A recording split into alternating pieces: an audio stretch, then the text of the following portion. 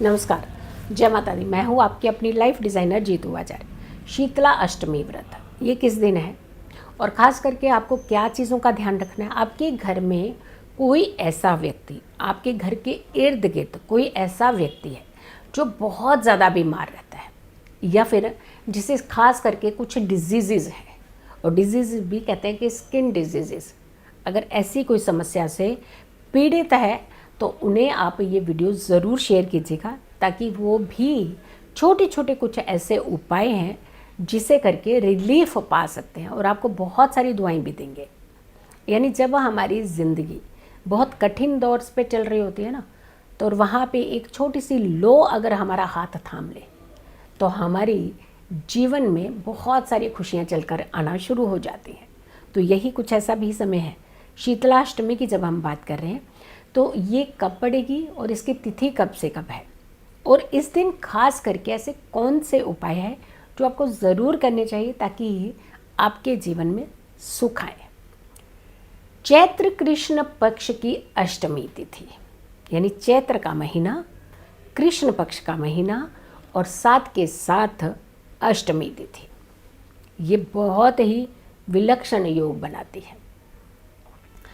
ये तिथि जो अष्टमी तिथि प्रारंभ होगी यानी शुरू होगी, ये 14 मार्च को रात को 8:23 पर शुरू हो जाएगी और ये तिथि का जो समापन है, समाप्ति की ओर होगी 15 मार्च को शाम को 6:46 ये तिथि समाप्त होगी।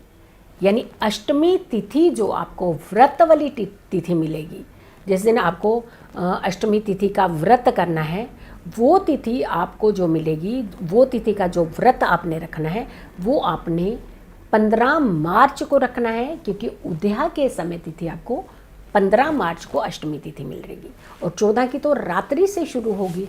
तो 14 तारीख को आपने ये व्रत नहीं करना है, 15 तारीख का आपने ये व्रत करना है। अब इसमें कुछ खास चीज़ों का फ़ायदा मिलता है। संतान सुख, संतान सुख में निरोगी काया, ये मतलब उन्हें किसी भी तरीके की कोई प्रॉब्लम ना हो, बीमारी ना हो। दूसरा, घर के अंदर कोई ऐसा व्यक्ति जो ज़्यादा बीमार रहता है उसके लिए बहुत रिलीफ मिलता है अगर आप इस उपाय को या इस व्रत को आप करते हैं।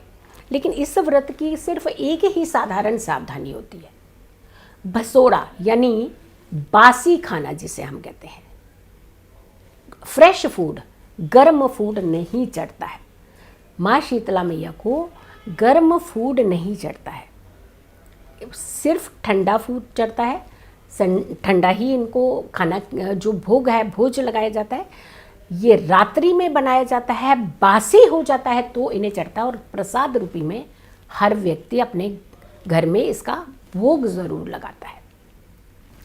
एक महा उपाय बताएंगे हम, इसका ज़रूर कीजिएगा, और वो भी उन लोगों के लिए खास करके जो बहुत समय से किसी खास समस्या से, बीमारी से पीड़ित है। दूसरी, इस व्रत को करने से कहते हैं कि संतान की उम्र भी लंबी होती है। इस व्रत को करने से आपके रोग तो कष्ट तो दूर होते हैं, आपके मानसिक कष्ट भी दूर होते हैं। इस व्रत को करने से आपकी कंजेशन, जो चेस्ट कंजेशन बहुत सारे लोगों को होती है, वो ठीक होती है। इस व्रत को करने से आपकी स्किन के ऊपर जैसे दाने, फोड़े, फुंसियाँ, ये सब ठीक होते हैं। चेचक खास करके ये ठीक होता है। और इस व्रत को करने से आपका मन शांत होता है। इस व्रत को करने से आपका मनोबल बढ़ता है। ये शीतला माता की पूजा बहुत उत्तम पूजा मानी जाती है।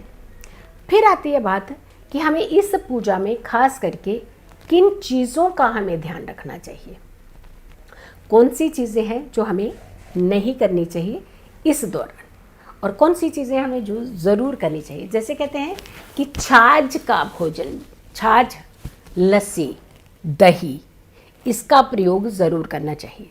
शीतला मैया को ये ज़रूर अर्पित करनी चाहिए। लेकिन सारी चीज़ें आपने फ्रेश नहीं, पहले रात में बना करके रखनी है, फिर उसके बाद आपने सुबह में इसका भोग लगाना है।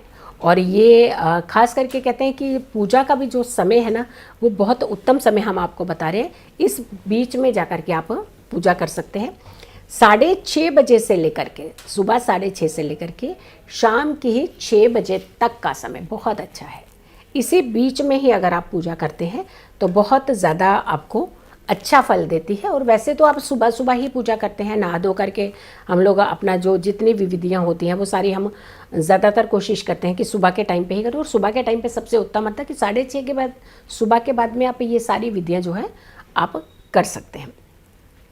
दूसरा, शीतला अष्टक स्तोत्रम पाठ ये ज़रूर करना चाहिए इस दिन।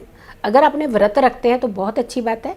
जो व्रत, बहुत सारे लोग हैं जो नहीं करते हैं, व्रत नहीं करते हैं, लेकिन उन्हें शीतला स्तोत्र ज़रूर पढ़ना चाहिए। इसका बहुत ज़्यादा इम्पैक्ट रहता है, पूरा साल इम्पैक्ट आपके जीवन में रहता है। तीसरी बात, आपको शीतला मैया के दर्शन ज़रूर करने चाहिए। कई बार हम लोग बहुत सारे घर के अंदर भोज बना लेते हैं, भगवानों को भोग लगा देते हैं, लगाइए, आप सबको भोग लगाइएगा। लेकिन यहाँ पर बात जब आती है शीतला माता की बात आती है तो आपको ज़रूर मंदिर जाना चाहिए और शीतला माता के दर्शन ज़रूर करने चाहिए, उनका आशीर्वाद ज़रूर लेना चाहिए और निरोगी काया का आशीर्वाद लेना चाहिए। ये बहुत उत्तम माना जाता है।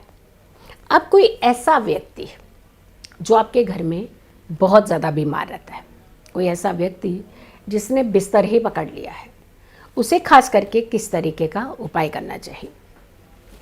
रात का बना हुआ भोग जो आप शीतला माता को अर्पित करेंगे, उसमें से प्रसाद रूपी थोड़ा सा भोग आप उठा लीजिएगा, ले लीजिएगा, प्रसाद रूपी ले लीजिएगा और उसे आपने अपने घर के भोजन में, जो बासी भोजन है, ध्यान रखिएगा, बासी भोजन है, घर के भोजन में इसे मिक्स कर देना है। और उनमें से भी खास करके जो चपाती बनाते हैं आप, वो आपने ज़रूर आपने इसके बीच में रख देनी है। उसे चपाती के टुकड़े को उन चपातियों में रख देना है। जो रोगी व्यक्ति है, एक रोटी को अच्छे से कहीं ठंडी जगह पे, जैसे फ्रिज में भी रख सकते हो आप, 8 दिन लगातार, 8 दिन लगातार एक छोटा सा टुकड़ा उसे प्रसाद रूपी में देना शुरू कर दीजिए। और ध्यान रखिएगा, जब कहते हैं ना कि भगवान का जो प्रसाद होता है ना वो खराब नहीं होता है जल्दी, ये भी ध्यान रखिएगा। नॉर्मली हम अपनी रोटी रखेंगे ना तो खराब हो जाएगी, लेकिन जो शीतला माता को चढ़ा हुआ प्रसाद होगा उसके अंदर जब आप अपने घर की रोटी को मिक्स करके रखेंगे तो ये जल्दी खराब नहीं होती है। ध्यान रखिएगा, कितनी एनर्जी होती है, सोचिए, इतनी सी एक रोटी का टुकड़ा आपकी पूरी रोटियों को ठीक कर देगा। तो आपने एक चीज़ का ध्यान रखना है कि जो रोटी का टुकड़ा, लेकिन इसके आप थोड़ा सा, जैसे गर्मी का मौसम होता है तो ख़राब होने लगती है जैसे, तो फ्रिज में रख लीजिएगा आप। बट रोज़ एक छोटा सा टुकड़ा, मात्र एक दवाई के जैसे होता है ना छोटा सा टुकड़ा, उतना सा टुकड़ा प्रसाद रूपी में उस व्यक्ति को खिलाइए जिसे बहुत ज़्यादा हार्ट डिसीज़ जो है, कई बार होता है ना कि स्किन प्रॉब्लम बहुत ज़्यादा बढ़ गई होती है या कोई बीमारी ऐसे ज़्यादा पकड़ लेती है, तो 8 दिन लगातार सुबह अगर स्नान कर सकते हैं तो बहुत अच्छी बात है, नहीं तो थोड़ा सा गंगा जल उनके ऊपर डाल दीजिए, पानी का छिड़काव हल्का सा कुछ बूंदे डाल करके, उसके बाद आपने ये प्रसाद रूपी इन्हें 8 दिन लगातार देना है। और 8 दिन के बाद इनकी धीरे धीरे धीरे बीमारियां जो हैं वो कम होना शुरू हो जाएंगी। ये ऐसी दवाई है, ये चमत्कारी दवाई है जो अच्छे खासे ऐसे व्यक्ति को जो बहुत ज़्यादा पीड़ित अवस्था में हो उसको एकदम से जो कहते हैं चुस्त और दुरुस्त कर देती है। तो ये बड़े चमत्कारी इस समय उपाय होता है, ये ज़रूर आपको करना है। और इनफैक्ट आप इस वीडियो को अपने बहुत सारे लोगों को भी पहुंचाइएगा ताकि किसी को भी अगर इस तरीके की ज़रूरत है, ये महा उपाय जो है ये वो कर सके और अपने जीवन में जितनी निरोगी काया है उसे पा सके, रोग मुक्त हो सके। और मेंटली तौर पर के कुछ लोग बहुत ज़्यादा डिस्टर्ब रहते हैं, डिप्रेशन के ज़्यादा शिकार रहते हैं, तो ऐसे लोगों के लिए भी इस उपाय को आप कर सकते हैं। सो वीडियो को ज़्यादा से ज़्यादा लोगों तक ज़रूर शेयर कीजिएगा। अगर आप लोगों ने चैनल अभी तक सब्सक्राइब नहीं किया है तो ज़रूर कीजिएगा, वीडियो शेयर कीजिएगा।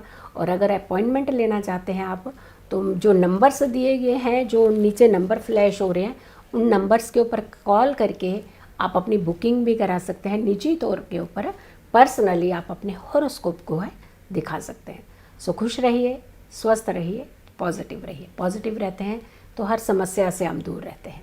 जल्दी हाजिर होंगे एक अच्छी वीडियो के साथ। तब तक के लिए नमस्कार।